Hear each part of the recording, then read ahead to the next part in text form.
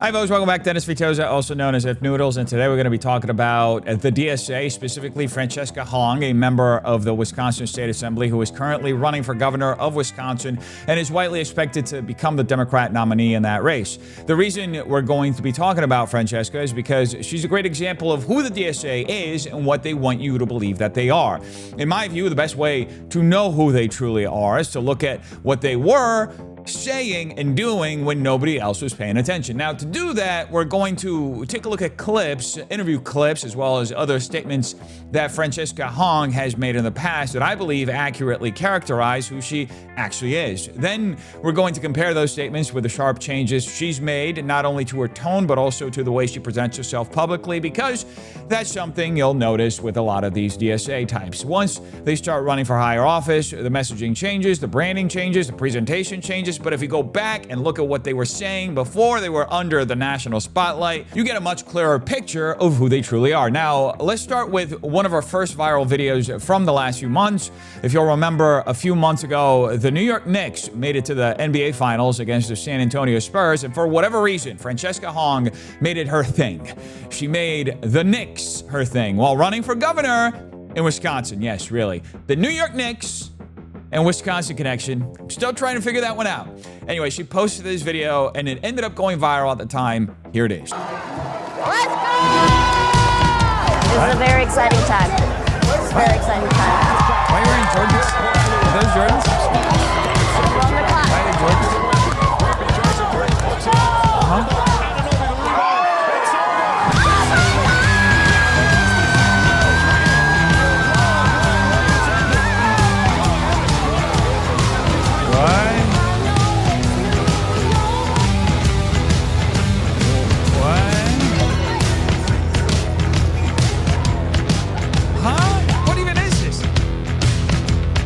I think this video captures everything that is the DSA. It's performative for the sake of being performative, and most importantly, completely devoid of any sort of substance. This chick clearly knows absolutely nothing about basketball. She seems ready to cheer as soon as the Spurs put up that last-second Hail Mary shot at the end of the fourth quarter, right before the Knicks officially win. She looks confused, and then the rest of the video is basically just a highlight reel of her celebrating and dancing around her Jordans, which, as far as I can tell, are Jordan 11s. I mean, this chick is dropping money, serious money, just to present herself as some kind of authentic basketball fan. And here's what makes even less sense. She's cheering for the New York Knicks, a team from an entirely different state, while her own state has an NBA team of its own. Need I remind you, the Milwaukee Bucks are based in Milwaukee, Wisconsin. Why are you rooting for another state's team instead of your own? I genuinely don't understand that. It just makes no sense to me. The whole thing comes across as highly performative. As I said, it's cringe from beginning to end. The music, the editing, the whole aesthetic, it all feels incredibly corporatized. The video opens with her sitting on the ground, cheering like this is the greatest moment of her life. You're running for higher office in Wisconsin. Why does this matter to your constituents? It's an NBA Finals game between two teams located in different states. But that's the point.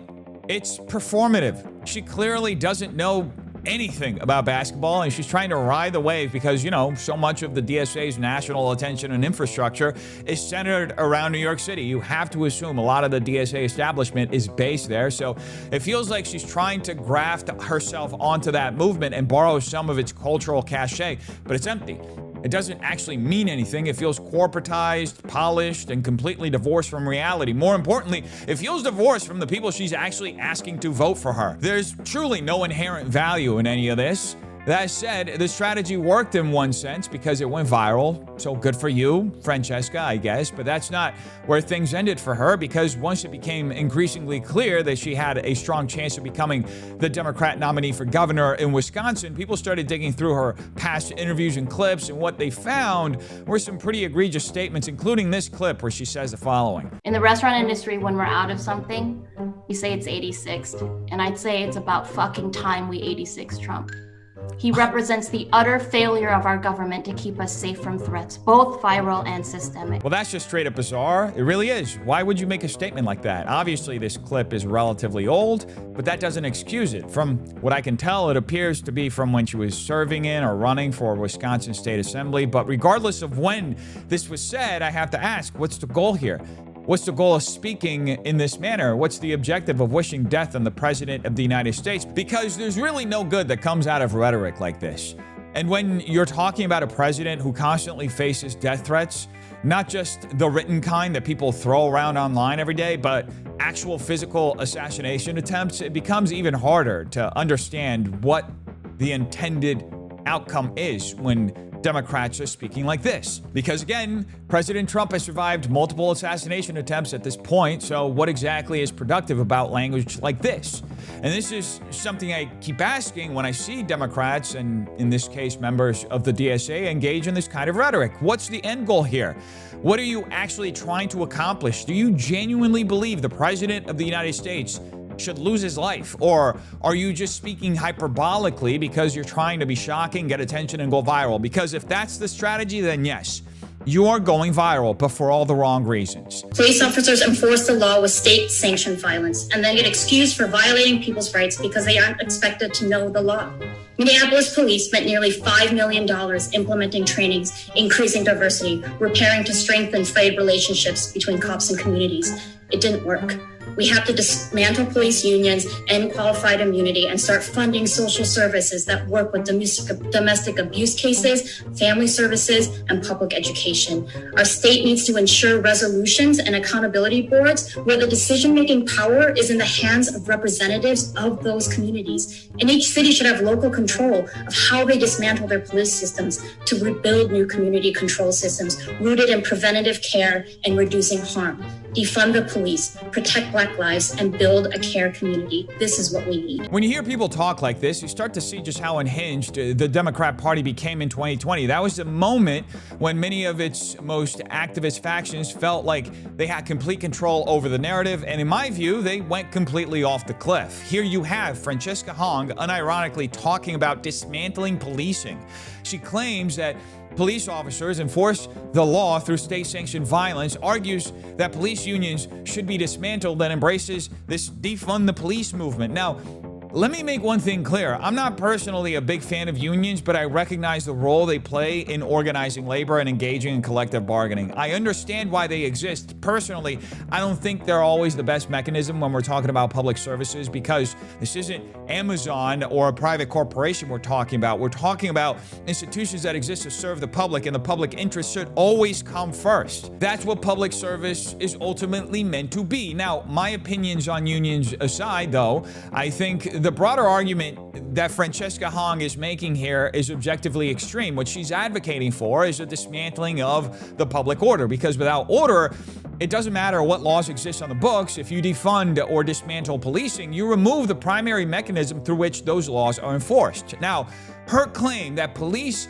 enforce the law through state-sanctioned violence didn't come out of nowhere. That phrase largely traces back to the Max Weber foundational sociological definition of the state as possessing a monopoly on the legitimate use of physical force. While the broader concept of state authority and coercion goes back to earlier social contract theorists, Weber formalized how modern states, bureaucracies, and law enforcement operate. Today, that framework has become central to critical legal theory, conflict theory, and many anarchist and police abolitionist ideologies. In other words, this isn't just a slogan that she's repeating. It's a philosophical framework, and one that many activists use as the foundation for arguing that America's existing institutions should be dismantled from within. Now, that said, there are generally three broad ways of looking at this issue. First, you have the classical liberal and realist perspective, which views state-sanctioned force as a necessary utility.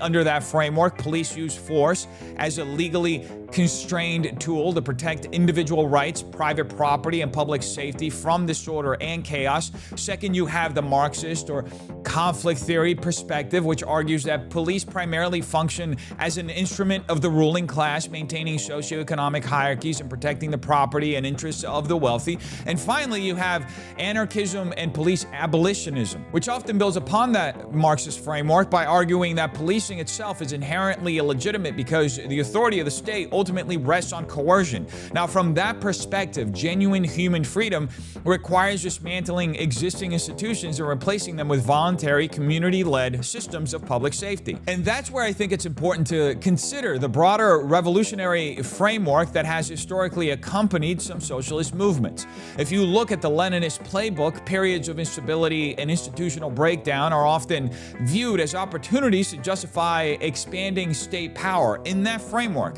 the disorder that follows the breakdown of the institutions creates an opportunity for an entirely new political order. And that's the irony of all of this. The promise is that state-sanctioned violence will disappear, but historically, when revolutionary movements succeed in replacing one system with another, coercive power doesn't actually disappear, it simply changes hands. And thus, instead of existing to uphold the rule of law and protect the broader American public, all of a sudden it becomes concentrated in service of preserving the new political order and protecting those who now hold power. That's why I think these sorts of ideas that the DSA types are pushing deserve far more scrutiny than they're often given, because they don't necessarily want to reduce political power. They just want to shift it in a direction that they view as more beneficial to them. Abolishing policing is one segment of reforming and reevaluating our criminal justice system.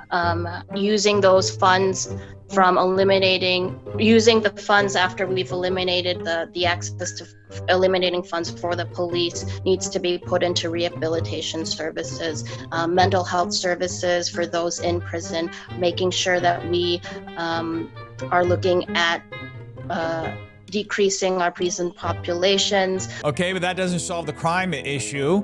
It doesn't resolve criminal activity at all. Abolishing the police and redirecting those resources exclusively toward rehabilitation has never been shown to eliminate crime. In fact, we're seeing a version of this debate play out in California right now. And the irony surrounding these DSA-style policies is that there's always a lot of rhetoric about rehabilitation, compassion, and alternatives to incarceration. But when it comes time to actually implement those rehabilitation programs, the follow-through just isn't there. Actually, let me even take a step back, because if we're going to use California as an example, it's important to get the timeline right. The problems didn't begin with Prop 36. They began years earlier with Prop 47, which reclassified many nonviolent theft and drug offenses from felonies to misdemeanors and maintained the $950 threshold for many theft offenses. Over time, those changes reduced accountability for repeat offenders and contributed to an environment where organized retail theft became increasingly common.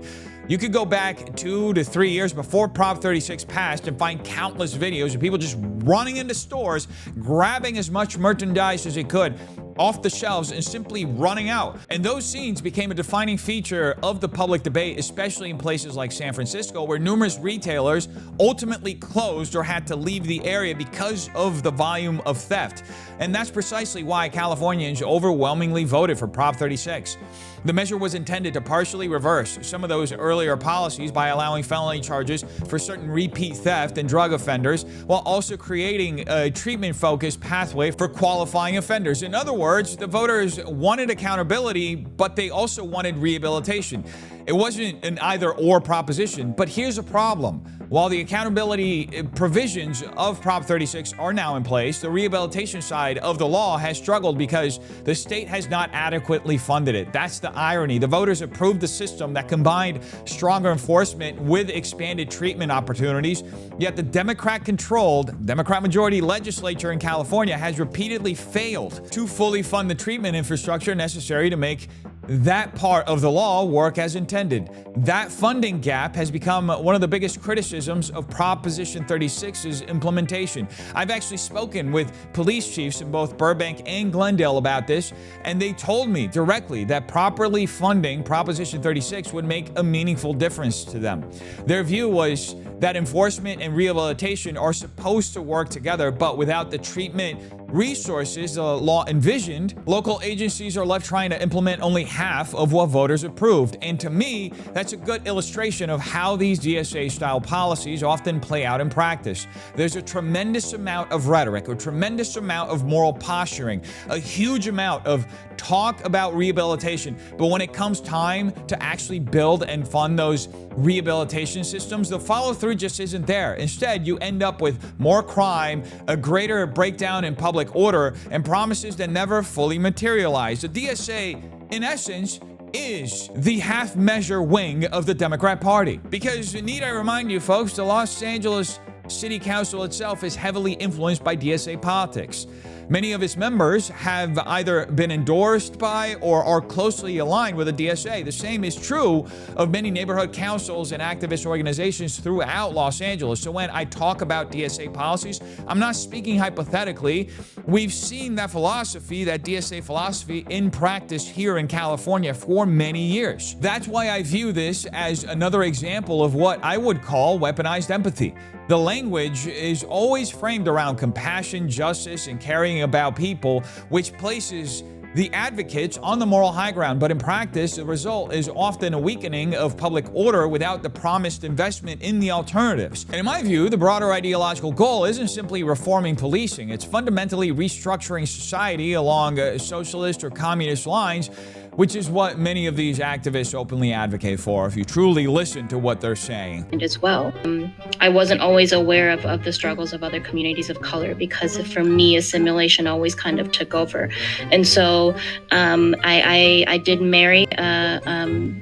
My proximity to whiteness continues, right? My son is biracial. He's half white and half Korean, and I think navigating, what his identity is and how people perceive him is always at the back of my mind as well. You got that right, folks. She hesitated to say it over in the video, but when you put two and two together, she's got a white son because she's married to a white man.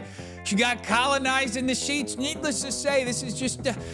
It's actually kind of insane, the level of irony playing out here. These people are always virtue signaling as though whiteness is the most evil thing imaginable. She says, proximity to whiteness. I got that close to whiteness, folks. But it was just too tempting for me. I needed to have a child with a white man. I am just unworthy of your communist respect. Oh my God, dude. Really? This is just so objectively retarded. Really? I mean, how self-effacing do you have to be in order to gain virtue points from the most retarded communist base in the history of the world? And by the way, this is why they will ultimately lose, because they are all hypocrites. They really are. They come to America seeking to make a life in a white country, and they reject whiteness. Just accept it. You wanted to be white. You wanted a white kid. Just love it. Oh, by the way, it doesn't end there. You start going through her tweets, and they're just as bad, if not worse. I mean, there are several of them, but we're only going to look at a couple because, by the way, she's been going through and deleting everything she can. This woman is desperately scrubbing her social media at the moment. She's got an intern working 24 hours a day, hitting delete on every single post pre-June 2026 right now. Anyway, here are two posts. In the first one, she writes, IT bro who is working on our computer remotely changed the background theme to snow and Christmas trees. I feel slightly attacked. Why? Why would you feel attacked by something as wholesome as that? Snow and Christmas trees? Really? That's what makes you feel attacked? That's just so inherently and objectively stupid. How could you embody the Ebenezer Scrooge aura and feel like you are entitled to anything? Like, just shut up. Anyway, the next post reads, I miss working in a restaurant every day except on Valentine's Day, as if we weren't invisible enough to those who don't recognize the emotional and physical labor of service work. The worst of humanity comes out from folks celebrating on another day capitalism tells you to show love. What? What are you saying? Nobody's telling you to show love on Valentine's Day. If you're a lonely hag, that's your problem. Deal with it. Seriously. By the way, nobody's forcing you to celebrate Valentine's Day either. You're working in a restaurant. Just thank people for the tips. Give them good service. Thank them for the tips and move on. That's all you gotta do. It's not that hard. Literally the easiest job in the world. Jesus, these people love to whine and bitch about everything. Anyway, that's enough of a taste of her past. Let's fast forward to the future and see what she's talking about now on her Wisconsin gubernatorial campaign trail. And our money and our power cannot be given away to the wealthy. What? But driven towards the things that make each and every one of our lives better. We will defeat Donald Trump and drive a stake through the heart of fascism. Is this bitch retarded? What is she talking about with fascism? There's no such thing as fascism in America in the 21st century. Sure, maybe she could make an argument for an oligarchy. In fact, Bernie Sanders has been doing the rounds trying to make that case. I don't agree with Bernie on most things, but if you wanted to make a socialist or communist argument, you could argue that there's an oligarchical or aristocratic class in America. And look, I'm just trying to be good faith here, folks. I'm trying to understand the other side. I'm not saying they're right. I'm just saying that if you wanted to make an intellectually honest argument, that's how you would do it. But instead, these fuckers have to jump to fascism. Clearly, the DSA has many things. One of those things is not neurons. And I assure you, I will be fighting to protect every single Wisconsinite because I'm the only candidate in this race who will meet ICE with the force and fury required to keep us all safe.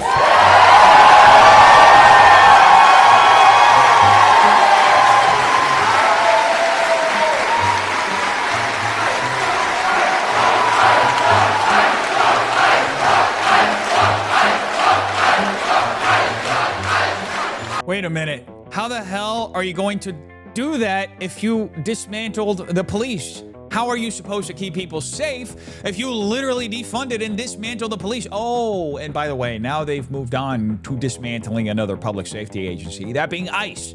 There's never a plan for what replaces ICE. It's always dismantle, dismantle, dismantle. Break it up, let the illegals in, and then what? That's always the part of the plan that they leave out. They don't have a plan for it. They don't want to have a plan for it because they need a voter base. So as always, you can count on the DSA to have a plan to do absolutely nothing because that's ultimately what these people are all about. Anyway, all that being said, it's really not surprising that Ilhan Omar ended up endorsing Francesca Hong. She wrote in a post on X saying, proud to support Francesca Hong for Wisconsin governor, Medicare for all, universal childcare, no corporate PAC money, moratorium on AI data centers. This is the future Wisconsin deserves, a state where every single resident can thrive. I mean, it doesn't really sound like that's what you want. Look, here's one thing. I actually agree with the no corporate PAC money part. Yeah, that's fair. Everything else, though, how the hell are you going to pay for it? Are you just going to keep raising taxes on the middle class like every other Democrat before you? Is that the plan? Because that hasn't really been working, and you are just impoverishing the people that you're claiming to want to help.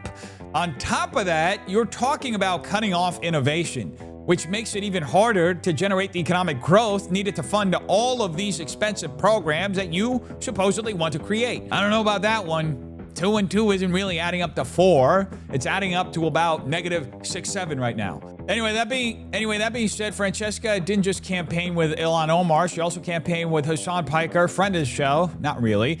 And this is what Hasan had to say at her rally in Milwaukee. Not only are we going to run up the numbers for Francesca Hong on August 11th, but we are going to take that victory to the general election to make sure that the Republican Tom Tiffany never gets a seat of power ever again. Is it a risk appearing alongside these guys as you kind of frame and head into the general?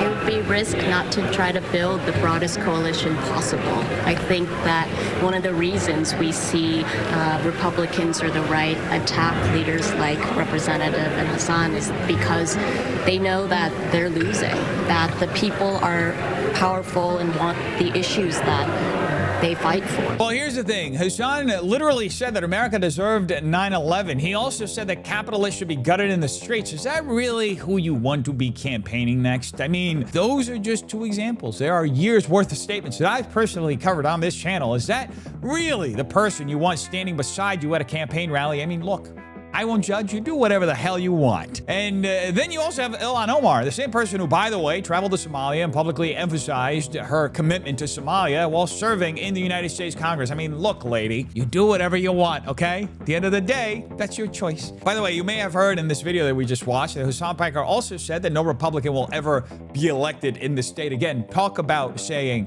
the quiet part out loud, huh? Talk about saying, yeah, we're going to get elected, and then you're never getting power back. That's the implication. That's what it sounds like. Get elected, take over, and you'll never hear from Wisconsin ever again because it'll just secede from the Union and become a failed state like North Korea, which, by the way, last name Hong, I'm just saying, makes a lot of sense. Now, look, all jokes aside, Hong has actually been getting a lot of pushback from the media for her statements, and as of the last couple of weeks, she's been going on somewhat of a press tour and responding to a lot of these statements, and here are her more notable responses. You once tweeted about defunding the police, and tonight you were asked whether you would sign that bill to defund the police, and you said no. If anyone's been defunding the police, it's been Robin Voss and the Republicans who have not been adequately funding shared revenue. And you have seen that local governments have had to make very difficult decisions. And I believe that as governor, that we want to make sure that we're prioritizing public safety. And I believe that those types of bills that could include more investment in the things that we know prevent crime. If you want to be tough on crime, you better be tough on the causes. Why do you believe that the police must Because the reality of this moment and the types of public safety systems that we have, I want us to be sensible and realistic, but we know now that the billions invested in the criminal legal system is not working. We are spending on incarcerating an individual more than tuition for UW-Madison. That, this is about making sure that local law enforcement is working with community, that we are taking resources from the state and investing in things like public education, victim services, out-of-school programs for our kids to go and have a great, be able to be themselves. These are things that data and facts have shown that prevent crime. Again, if you want to be tough on crime, you better be tough on causes. Do you still long-term want to abolish police, but ultimately? I believe that we have to be serious about public safety, and I'm going to be a governor that is more serious than anyone else in making sure that we are building systems of care, that we are focusing on lowering crime, getting guns off of our street, and making sure that folks who are incarcerated, which 90% of those folks will be going back to community, that we're lowering recidivism rate. And it's appalling to me that for folks who are working within our prisons, they have some of the highest suicide rates of any job and occupation. So this system is not working. If we want to be serious, we better be putting these billions into the things that we know prevent crime. Typical DSA commie. She responds with an accusation, provides zero public policy solutions, and doesn't disavow anything she originally said. Instead, she just starts talking about how she wants to better invest the money and how public safety is something she cares about, supposedly, all while previously talking about dismantling these different public safety institutions. She talks about dismantling and defunding the police. She talks about dismantling ICE, defunding ICE, and fighting against ICE. I mean, how are we supposed to take any of these DSA types seriously? Where's the actual plan? Where are the policy solutions? Who is voting for these people? Seriously, they hate you. And they think you're stupid. You talked about your past positions that he keeps highlighting and, obviously likely would continue to do so before November should you win. One thing that they brought up as well was a post from you in 2021 where you said Americans should cancel Thanksgiving, should have done this in 1621. Yikes. The post has been deleted. Republicans have been highlighting it. Do you still believe that Thanksgiving should be canceled? I'm a chef, and one of the first meals that I made that was for the community when I was 16 was a Thanksgiving meal. I always think my hospitality background in owning a restaurant for 7-8 years, that bringing folks around the table to share conversation and build community is always a good thing. But Thanksgiving is also a time that's incredibly painful for many people in our community. Then why do you want to abolish Thanksgiving? I think I wanted to make sure that people understood that there are multiple views, but views can evolve. And so you want to abolish something something that I'm running for right now, with my background as a chef, will actually help me become a better governor that's able to bring more people to the table. Hey, Francesca, since you're a chef and you want to bring people to the table, how about you bring people to the table and you make me a sandwich instead of running for governor? Seriously, what is this? What are you doing? Taking a stance against an American holiday? Why is this constant need for Democrats to look at the most negative aspects of American history, frame them in the most insidious, most negative way possible, and then when they get pressed on it, suddenly say, no, that's not what I meant. I just wanted to present different perspectives. No, that's what you actually meant. That's why you posted it years ago when nobody was looking, because that's what you actually believe. Now you're backpedaling because you know it's not a popular position in your state where the overwhelming majority of people who live there are Americans, red-blooded Americans who love Thanksgiving. Who doesn't love some biscuits and gravy, okay? Who doesn't love some turkey? Who doesn't love some sweet potato casserole, some green beans and cranberry sauce? What are we even doing here? Why do Democrats constantly have to inject the worst possible interpretation into everything? Just take Thanksgiving for what it is. A time to spend with your family, to share a meal with friends. Why don't you, instead of, as a politician, why don't you instead just focus on making people's lives better instead of obsessing over holidays? What are we even doing? My favorite holiday is Thanksgiving. Horse. Because There you have it. Yeah. Yep. Okay. I don't want to cancel it. I actually love it. We bring, actually, it's kind of in-laws and family members and their in-laws, and it's a big event. You know, I'm gonna be real. I'm kind of a curmudgeon when it comes to holidays in general. Couldn't have seen that coming. So, but Ebenezer right Scrooge. now, what we want to get serious about is making sure that we deliver a Democratic trifecta for the majority, for Democrats. And it's exciting to see more and more people join our movement, get engaged, get organized, and get to work to make sure that we have Democrats in the majority in the legislature and the executive this year. I told you, folks. The DSA is a party of Ebenezer Scrooge. That's what they are. They hate everything about America. They're always complaining. They're curmudgeons. They're negative Nancy's. They're going to keep belly aching. They're not going to accomplish much. And they're all about half measures. They don't deliver. These people hate you. They really do. 1 minute, they're saying they want to abolish Thanksgiving of all things. How is that supposed to help Americans? Seriously. And then the very next moment when they're pressed on it, they're like, no, guys, we love Thanksgiving. In fact, it's my favorite holiday. No, it's not. We're not stupid. We heard you the first time. And the irony is that they'll say that, and then in the very next breath, they'll say that they're actually just a curmudgeon. They're just complaining about the very holiday that you just claim to love, right? Seconds after saying that they wanted to abolish it. Seriously, folks, don't fall for this crap. These people are dishonest. They just want power. They want to displace you. They want to use you. They want to destroy your life and enrich themselves in the process. That's really what this is all about. That's why they talk out of both sides of their mouths. That's why she's talking with your typical mischievous grin. You can see it on her face. She's literally talking like this. I think it is incredibly important for Wisconsin to have a Democratic governor. But since Republicans will spend an ungodly amount of money to try to defeat you, I just want to make sure you have the best possible answers to what's coming. So I want to start with your 2020 posts supporting defunding the police, quote, as a first step towards abolishing the police, which in a separate post you said, quote, exists to uphold white supremacy. It's even worse than I thought. Now, I know you've said you're not running to defund the police. It's not something you can do as governor, and that people's views can evolve.